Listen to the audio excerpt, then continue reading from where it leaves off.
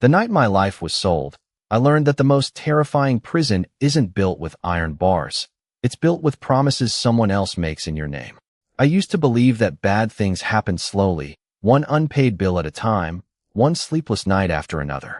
At 24, my biggest worries were finishing blueprints before impossible deadlines and finding enough money to keep my father's lights on for another month. I worked as a junior architectural designer in downtown Chicago, where I spent my days helping wealthy people imagine dream homes I could never afford. Every evening, I drove back to our aging two-story house on the west side, pretending I didn't notice another foreclosure notice tucked beneath the mailbox flag or another apology hiding behind my father's tired smile. That Tuesday started like every other. Rain painted silver lines across my windshield while traffic crawled beneath the orange glow of streetlights. My coffee had gone cold before noon, and my shoulders ached from leaning over drafting tables for nearly 10 hours. I remember thinking all I wanted was a hot shower, leftover soup, and maybe one uninterrupted night's sleep. Funny how life waits until you finally feel exhausted before it changes everything. When I turned onto our street, something felt wrong immediately. Black luxury SUVs lined the curb where old pickup trucks usually parked. Their glossy paint reflected the rain like polished mirrors. Men wearing dark tailored suits stood perfectly still beside them, not talking, not checking their phones, simply watching the house that had belonged to my family for 31 years. My heartbeat stumbled. Wealth didn't come to our neighborhood unless it wanted something. I parked across the street instead of in the driveway. For a full minute, I sat behind the steering wheel with my fingers wrapped around my keys, telling myself there had to be a reasonable explanation. Maybe the house next door had finally sold. Maybe some politician was visiting. Maybe I was imagining the knot tightening in my stomach. Then my front door opened. My father stepped onto the porch. His shoulders looked smaller than I remembered that morning. He wasn't alone. A man followed him outside, tall enough that the porch light framed him like something carved from shadow instead of flesh. His charcoal overcoat fit perfectly despite the rain. His dark hair was neatly combed back, and he carried himself with the effortless confidence of someone who had never questioned whether the world would move aside for him. Even from half a block away, I could feel the silence surrounding him. The men beside the SUVs straightened almost instinctively. Respect wasn't requested. It arrived before he spoke. He glanced toward the street, and for one impossible second, our eyes met through sheets of rain. Ice blue, calm, unreadable. I forgot to breathe. He didn't wave. He didn't smile. He simply looked at me as if he'd expected me to arrive at that exact moment. Then he turned back to my father and said something I couldn't hear. My father closed his eyes before nodding once. Not the nod of agreement. The nod of someone surrendering to a decision already made. I climbed out of my car before I realized my legs were moving. Rain soaked through my jacket within seconds as I hurried across the street, every instinct telling me I was already too late. I didn't know the stranger's name. I didn't know why half a dozen powerful men were standing outside my home.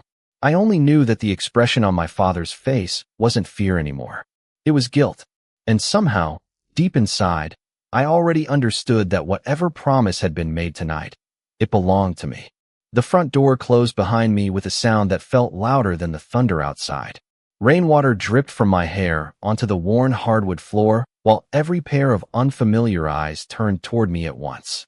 Our tiny living room suddenly looked even smaller, crowded with men whose tailored suits probably cost more than my annual salary. The tall stranger stood near the window, one hand resting lightly on the back of my father's dining chair, as though he already owned everything inside the house. His expression remained calm, almost detached, but the room seemed to revolve around him. Nobody spoke until he looked directly at me. "Claire Bennett," he said in a smooth, measured voice. "You are exactly on time." My stomach tightened. "Who are you?" I asked, refusing to let my voice shake. He did not answer immediately. Instead, he glanced toward my father, whose eyes remained fixed on the floor. "Your father has not explained the situation?" Silence answered for him. I turned to Dad. "Explain what?" His shoulders trembled as he rubbed both hands together. "Claire, I never wanted you involved." Those 7 words frightened me more than the strangers in my house. My father had always tried to shield me from every hardship, even when we barely had enough groceries to last the week. Hearing defeat in his voice felt impossible. The stranger finally stepped forward. "My name is Damian Moretti." He spoke as though the name should mean something. Judging by the way every other man in the room straightened without being told, it clearly did. Your father entered into an agreement several years ago. He accepted resources that were never repaid. I looked back at Dad. What agreement? He swallowed hard before whispering. I thought I could save the company after your mother passed away. I borrowed money. Then I borrowed more to cover the first loan. Everything collapsed.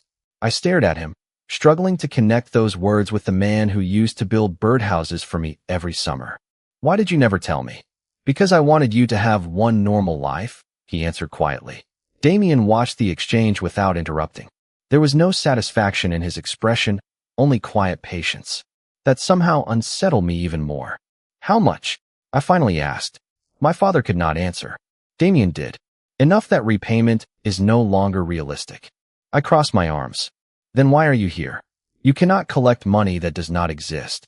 For the first time, something almost resembling a smile touched the corner of his mouth. Correct. He reached inside his coat and removed a cream-colored folder, placing it carefully on our old kitchen table. No dramatic gesture. No raised voice. Just deliberate precision. That is why another agreement has been prepared. I looked down at the folder, but did not touch it. I am not signing anything. Not yet. Damien replied calmly. You should read it first. My father suddenly stood so quickly that his chair scraped across the floor. No. This is my responsibility. Damien shifted his attention toward him. It was your responsibility. His voice never became louder, yet every word landed with impossible weight. Now it concerns your daughter because every other option has already been exhausted. My heartbeat pounded inside my ears as I slowly opened the folder. The first page contained legal language I barely recognized. My eyes skipped past paragraphs until they stopped on two words printed in bold letters. Marriage agreement. The room blurred. I blinked several times, convinced I had misunderstood. Then I looked back at Damien. He met my gaze without hesitation. You are not purchasing a wife? I said, barely above a whisper. No, he answered. I am offering your family a future that disappears the moment I walk out that door. I searched his face for arrogance, cruelty, anything that would make sense of what I was hearing. Instead, I found something far more unsettling. Absolute certainty. And somewhere deep inside, I realized he had never doubted what my answer would be. I wanted to tear the agreement into pieces. Every instinct I had screamed that walking away was the only answer that made sense. No, I said louder this time. I am not marrying someone I met 5 minutes ago. The words hung in the room before disappearing into the silence. Damien Moretti did not look surprised. He simply closed the folder with slow, careful movements, as though he had expected resistance. You are free to refuse, he replied. No one in this room will force your signature. Relief rushed through me so quickly that I almost laughed. Then he continued. If you decline, every outstanding obligation attached to your father's agreements becomes immediately enforceable tomorrow morning. I looked toward my father. His face had turned pale. He already knew what those words meant. I did not need anyone to explain it. We would lose the house before the week ended. His remaining business licenses would disappear. Every debt collector who had patiently waited would suddenly arrive. At once, years of struggling to stay afloat would finally sink beneath the surface. My father slowly shook his head. Claire, listen to me. You will not do this for me. His voice cracked with every syllable. I made these mistakes. I will live with them. I knelt beside him, taking his weathered hands into mine. They felt colder than I had ever remembered. These were the same hands that had taught me how to ride a bicycle, how to draw straight lines with a carpenter's level, how to believe that hard work solved almost everything. But tonight they trembled with the weight of failures I had never seen.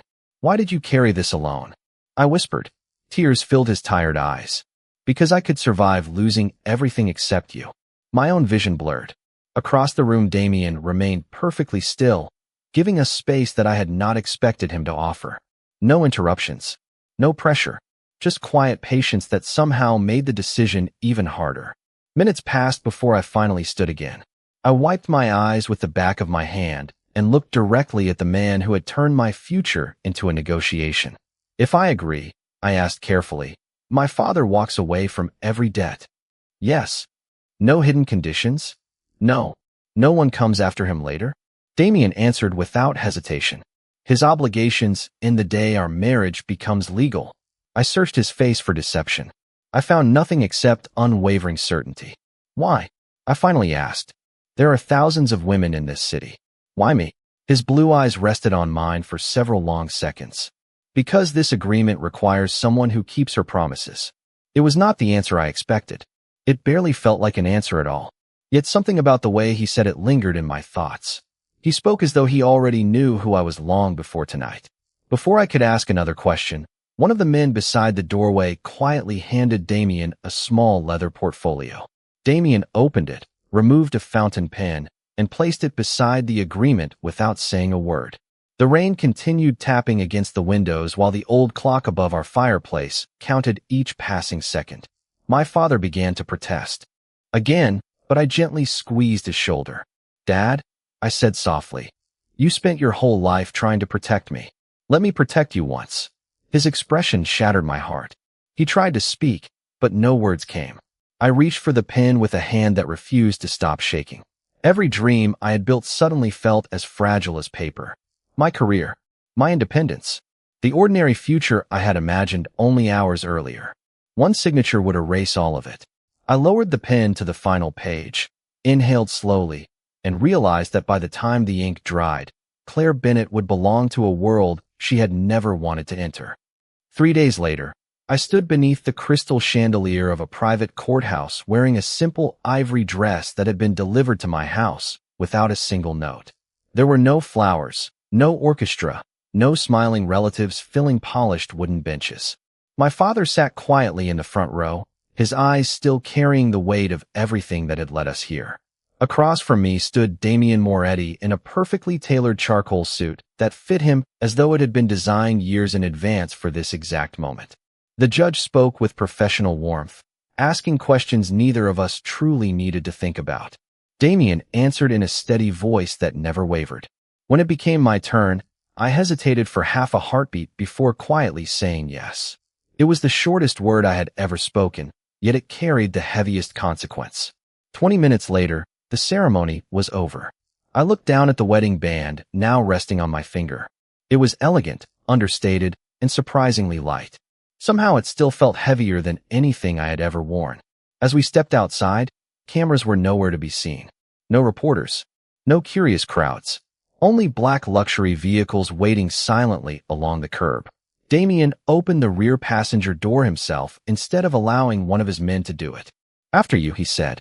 I climbed inside without answering. The city slowly disappeared beyond rain-speckled windows as we drove north. Familiar neighborhoods gave way to tree-lined roads and towering iron gates that opened before our convoy even stopped. Beyond them stood an estate that looked more like a private resort than a home. Stone walls stretched farther than I could see. Carefully trimmed gardens surrounded fountains that reflected the afternoon sky. Everything looked impossibly beautiful, yet I could not ignore the feeling that every inch had been designed to keep the outside world far away. The car stopped beneath a covered entrance where several staff members waited in neat uniforms. They greeted Damien respectfully before turning toward me with warm smiles. Welcome home, Mrs. Moretti, one of them said. The title sounded foreign. I instinctively glanced behind me, almost expecting another woman to appear. Damien noticed, but said nothing. Inside, polished marble floors reflected soft golden light from towering windows. Paintings lined the hallways. Fresh flowers filled crystal vases. Every detail whispered wealth without ever trying to impress. A woman in her 60s approached with kind eyes and silver hair neatly tied back. I am Evelyn, she said gently. I oversee the household. If you need anything, you ask me. I thanked her automatically. She smiled as though she already understood how overwhelmed I felt. Damien finally spoke. There are only 3 rules in this house. I turned toward him, expecting a long list of restrictions. First, you may go anywhere on the property. That surprised me. Second, if you leave the estate, security accompanies you. I frowned immediately. That sounds less like protection and more like supervision. He met my gaze calmly. Call it whichever helps you sleep. Before I could argue, he continued. Third, no one enters your private rooms without your permission. Not staff, not security, not even me. I stared at him, certain I had misheard. Even you, especially me. The answer caught me completely off guard. Damien nodded toward the grand staircase. Evelyn will show you your rooms. Rooms. Plural. I followed Evelyn upstairs, expecting to be led into a shared master suite. Instead, she opened the doors to an elegant bedroom overlooking the gardens, complete with its own sitting area, library, and balcony. Across the hallway, another door remained closed. "That is Mr. Moretti's suite," Evelyn explained. "You each have your own space." I slowly walked toward the balcony, resting my hands on the cool stone railing. Somewhere below, fountains continued their peaceful rhythm while distant birds drifted across the afternoon sky. This place was nothing like the prison I had imagined. That should have comforted me. Instead, it left me wondering which was more dangerous, the monster everyone feared, or the man who kept surprising me every time I expected the worst. The first week inside the Moretti estate felt like living inside a museum where every room was beautiful, but nothing belonged to me. Every morning I woke before sunrise out of habit, expecting to rush through traffic toward the architecture firm downtown. Instead, I found fresh coffee waiting outside my bedroom door at exactly 7 o'clock, always the way I liked it, with 1 cream and no sugar. I never told anyone how I drank my coffee. The realization lingered in the back of my mind far longer than I wanted to admit. Evelyn insisted the household followed a schedule that had remained unchanged for years, yet somehow every detail seemed to adjust itself around me. My favorite fruit appeared at breakfast. New sketchbooks quietly replaced the ones I filled. Even the reading chair on my balcony somehow acquired the soft gray blanket I had admired only once while passing through a boutique downtown months earlier. I convinced myself they were coincidences because the alternative felt impossible. Damien remained just as mysterious as the day we met. Sometimes I would not see him until late evening. Other days he disappeared before sunrise and returned long after midnight. The estate functioned with quiet precision whether he was present or not, but every employee seemed to know the exact moment he walked through the front doors. Conversations softened. Footsteps became lighter. Respect filled every hallway without anyone asking for it. One afternoon, I wandered into the estate library, hoping to lose myself in architectural history instead of my own thoughts. Floor-to-ceiling bookshelves surrounded a stone fireplace where afternoon sunlight poured through tall windows. I reached for a book on Frank Lloyd Wright when another hand lifted it from the shelf first. I looked up and found Damien standing beside me. "Good choice," he said before handing it to me. Falling water has always been one of my favorite designs. I accepted the book carefully. "You know architecture?" He shrugged slightly. "I appreciate people who build things that outlive them." There was something unexpectedly sincere in his answer. Before I could respond, his phone vibrated. He glanced at the screen for only a second before sliding it back into his pocket without answering. "You should keep drawing," he said instead. I frowned. "Drawing? Your sketches?" My heart skipped. "How do you know I sketch?" Evelyn mentioned she found charcoal dust on the balcony. It sounded like a reasonable explanation, yet something told me he knew more than he admitted. "I have not drawn anything worth keeping in weeks," I said quietly. Damien studied me for a moment before walking toward a nearby cabinet. He opened one drawer and removed a leather portfolio, placing it gently on the reading table between us. "Open it." Inside lay a complete professional drafting set. Mechanical pencils, precision rulers, premium paper, markers arranged by shade. Every tool I had dreamed of owning but could never justify buying on my salary. I looked at him in disbelief. "This costs thousands of dollars." "Yes. I cannot accept this. It is already yours." I closed the portfolio without touching anything else. "You cannot solve every problem by buying something." For the first time since our wedding, Damien smiled. It was small, almost reluctant, but it completely changed his face. "I know," he said softly. "That is why I bought time instead." I looked at him, confused. "Time for what?" His eyes held mine for one quiet moment before he answered. "For you to remember who you were before life became survival." He turned and walked toward the door, leaving me alone with the portfolio still resting on the table. I sat there for a long time, staring at expensive tools I had refused to touch, wondering why the man I had expected to fear seemed determined to return pieces of the life I thought I had already lost. 2 weeks after the wedding, I finally convinced Damien to let me spend one afternoon outside the estate with only a single security vehicle following at a distance. I told him I wanted to visit my old architecture office, collect a few personal belongings, and remind myself that the woman I had been before all of this still existed somewhere beneath the new last name on my driver's license. He agreed after a long silence, though I noticed one of his associates quietly speaking into an earpiece before we left. The city felt strangely different from inside the back seat of a black sedan. Buildings I had passed every day now looked unfamiliar, as though I had been gone for years instead of weeks. When I stepped into the office, my former co-workers greeted me with surprised smiles and careful questions. No one mentioned the sudden marriage directly, but I caught more than one curious glance toward the wedding band on my finger. I packed my framed sketches, favorite drafting pencils, and a small cactus that somehow had survived years on my desk. For the first time in days, I almost felt like myself again. After leaving the office, I asked the driver if we could stop at the neighborhood coffee shop where I used to spend Saturday mornings drawing floor plans.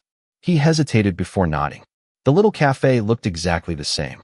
Warm lighting, handwritten menus, and the familiar smell of fresh cinnamon rolls wrapped around me like an old memory. The owner recognized me immediately. "Claire," she said with a bright smile. "It has been too long." We talked for several minutes about ordinary things. Weather, business, my father. It felt wonderful to have a conversation that did not revolve around contracts or security or wealth beyond imagination. Then I noticed a man sitting alone near the front window. He was dressed casually, reading a newspaper that never seemed to turn a page. Every few moments his eyes lifted toward me before returning to the print. I tried to ignore it, telling myself I was imagining things. After all, life beside Damien had made me suspicious of every stranger. When I finally walked back outside carrying my coffee, the same man exited a few seconds later. He remained across the street, matching my pace without ever coming closer. A cool breeze swept through the sidewalk, but it did nothing to calm the uneasy feeling growing inside me. I reached the waiting car just as my phone vibrated. Damien's name appeared across the screen. "Get inside the vehicle now," he said the moment I answered. His voice was calm, but it carried a sharp edge I had never heard before. I glanced around. "How do you know where I am?" There was a brief pause. "Claire." His tone grew firmer. "Please, get inside." I opened the car door immediately. As soon as I was seated, our driver locked the doors and pulled away from the curb without unnecessary speed, but with unmistakable purpose.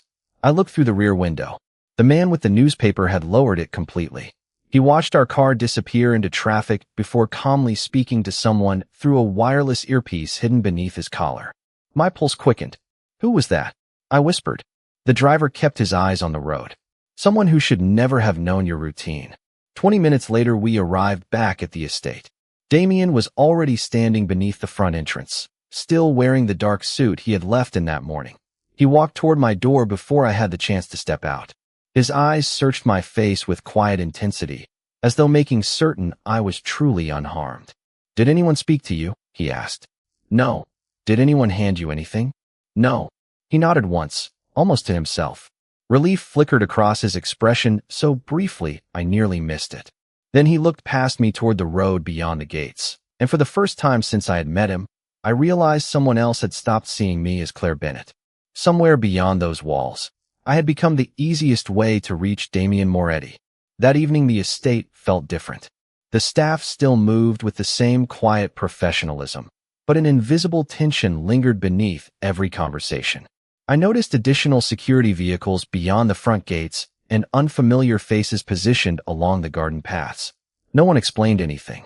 They simply carried on as though the changes had always existed. I found Damien standing alone in the glass conservatory overlooking the lake behind the estate. The fading sunset painted the water in shades of gold and crimson, but his attention never drifted toward the view. He was reading a thin folder, turning each page with slow precision. "You knew someone was following me before I did," I said softly. He closed the folder without looking surprised that I had found him. "Yes." "How?" "Because they were not watching you." His eyes finally met mine. "They were watching my wife." The words settled between us. Not possessive, not cold, simply factual. I folded my arms. "You could have told me. If I had, you would have stopped living your life. Instead, you let me walk into it without understanding what was happening." A shadow crossed his expression. "I hoped they would lose interest before they came close enough for you to notice." I shook my head. "Who are they?" Damien remained silent for several long seconds before answering. People who believe every powerful man eventually reveals one weakness, and they think that weakness is me. They no longer think. His voice became noticeably firmer. Now they know. Before I could respond, one of his senior associates entered the conservatory and quietly handed Damien another folder. Damien opened it, scanned the contents for only a few moments, then closed it again. Nothing about his posture changed, yet somehow the entire room felt colder. "Thank you," he said calmly. The associate nodded once and disappeared without another word. "What happened?" I asked. Damien looked toward the lake instead of answering immediately. "Someone attempted to learn your schedule again this afternoon." My heartbeat quickened. "The man outside the cafe?" He gave a single nod. He was not working alone.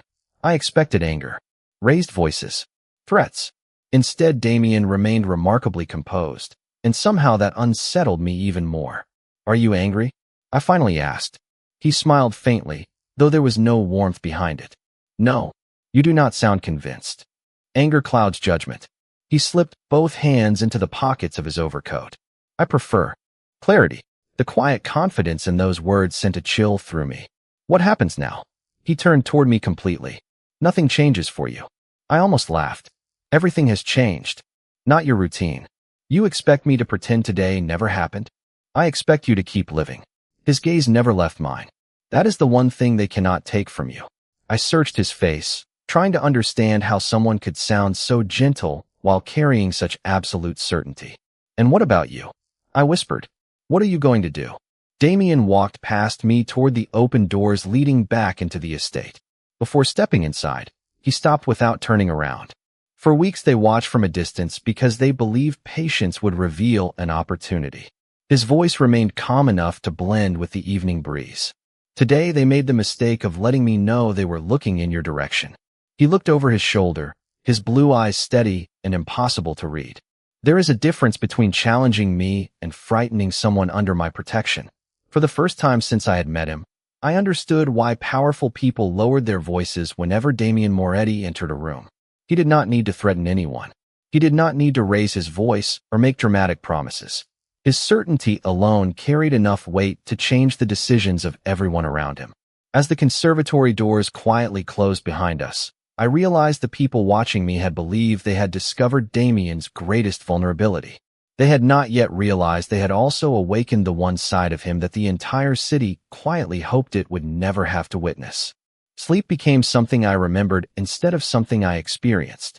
Every creak of the old estate, every gust of wind across the windows, every distant engine beyond the gates pulled me awake. I kept thinking about the man outside the cafe and the way Damien had known exactly where I was before I even sensed something was wrong.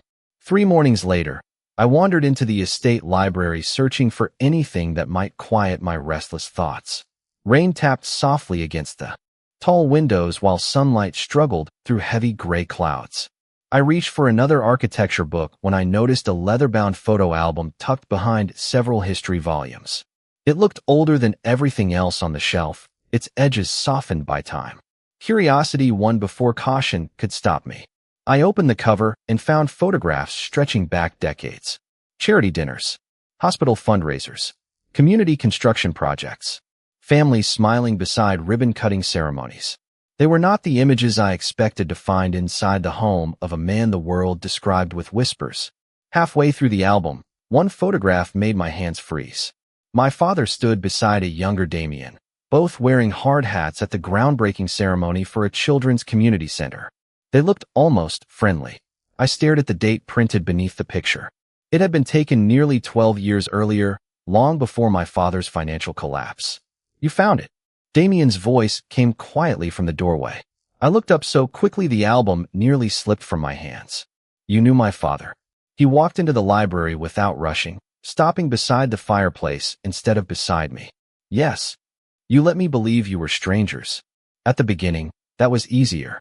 I lowered my eyes back to the photograph. My father looked younger, happier, standing proudly beside architectural drawings spread across a folding table. "He never told me." Damien nodded slightly. He would not have. Silence filled the room before I finally asked the question that had been growing inside me since the wedding. Was this marriage really only about his debt? Damien looked toward the rain outside the windows before answering. No. My heartbeat quickened. Then why? He crossed the room and gently turned another page of the album. A second photograph appeared. This one showed my mother laughing beside my father while volunteers planted young maple trees outside the same community center. Standing a few feet behind them was Damien, several years younger, carrying lumber across his shoulder. Your parents helped build that center after a tornado destroyed the original building, he said quietly. Most contractors left when funding disappeared. His fingertips rested lightly against the edge of the photograph. Your father stayed. I looked at him in confusion. Why does that matter now? His expression softened in a way I had never seen before. Because during that project, there was an accident at the construction site. My breath caught. Was someone hurt? A support beam shifted unexpectedly. His voice remained calm. I was standing beneath it. I stared at him. My father. Damien nodded once. Your father reached me before anyone else could. He pushed me clear and prevented what could have been a very different future. I searched the photograph again, seeing it with completely different eyes. He never mentioned any of this. He asked everyone not to. Damien smiled faintly. He said helping another person should never become a story told for applause. The room fell silent except for the steady rain beyond the glass. So when he needed help years later, I whispered. I remembered the promise I made that afternoon. Damien looked directly at me.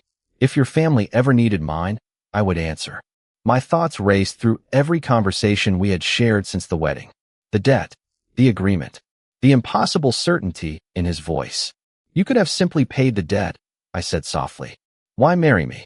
For the first time since I had met him, Damien hesitated before answering. Because paying a debt would have solved one problem for one day. His blue eyes never left mine. Bringing you into my family was the only way I knew to protect you for the rest of your life. In that quiet library, surrounded by photographs of promises made long before I understood their meaning, I realized the contract I had signed had never been the beginning of Damien Moretti's decision. It had only been the moment he finally chose to keep a promise that had waited more than a decade to be fulfilled. 1 month after I signed the agreement that changed my life, autumn arrived in Chicago with cool mornings and streets covered in amber leaves. The fear that had followed me since the cafe slowly gave way to something quieter. I returned to sketching every afternoon from the balcony overlooking the gardens, filling page after page with homes, bridges, and community spaces I still hoped to build someday. Damien never interrupted those hours. Sometimes I noticed him crossing the courtyard below while speaking softly with his associates. Other times he simply glanced toward the balcony to make certain I was there before continuing on his way. It became our unspoken routine. One evening I found him standing near the lakeside dock watching the last light disappear beyond the trees. The air smelled of pine and approaching rain. I walked beside him without saying anything. For several peaceful minutes, neither of us spoke. It was the first silence between us that felt comfortable instead of uncertain. Your father visited today, Damien finally said. I smiled. He sounded happier than he has in years. Damien nodded. He has started designing affordable housing again. My heart lifted. He told you. He showed me the first draft. I laughed softly. He always trusted blueprints more than words. Damien looked toward the water. That is one of the reasons I respected him. I studied the man beside me, remembering every assumption I had made the night we met. I had expected arrogance and cruelty. Instead, I had found discipline, restraint, and a loyalty so deep it had survived more than a decade without recognition. Can I ask you one last question? I said quietly. You may ask me anything. I took a slow breath. On the night you came to my house, if I had refused, what would you have done? He remained silent long enough that I wondered whether he intended to answer at all. Finally, he smiled to himself. I would have found another way to keep my promise. I blinked in surprise. Then why give me the choice? Because a promise has no value if it destroys the person it is meant to protect. The words settled deep inside me. I looked down at the wedding band that no longer felt unfamiliar on my hand. I judged you before I knew you. Damien shook his head gently. You judged the stories people told about me. Were they wrong? He gave a quiet shrug. Some were not. Every life collects legends. Very few collect the truth. A cool breeze swept across the lake, carrying fallen leaves across the wooden dock. Without thinking, I slipped my hand into his. He looked down, clearly surprised, but he did not move away. His hand was warm despite the cold evening air. At first, I admitted, I believed I had lost my future the day I signed that contract. Damien's eyes met mine. Calm, steady, familiar now. And now, I smiled for what felt like the first completely honest time since our paths crossed. Now I think I simply walked into a future I never imagined. He held my gaze for another quiet moment before speaking. Claire, I married you because I refused to break a promise made to a good man. His fingers gently closed around mine. But somewhere along the way, protecting you stopped being an obligation. His voice remained soft, yet every word carried unmistakable sincerity. If tomorrow required me to rebuild everything I own just to keep you safe and smiling, I would consider it a fair exchange. I felt tears gather before I could stop them, not from fear this time, but from relief.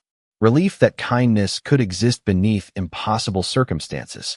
Relief that promises could survive longer than misunderstandings. As the first stars appeared above the quiet water, I realized something my father had tried to teach me long before any of this began. A person's greatest strength is never measured by how much power they hold. It is measured by what they choose to protect when no one is watching. And sometimes the most feared man in the city becomes the safest place one heart could ever call home.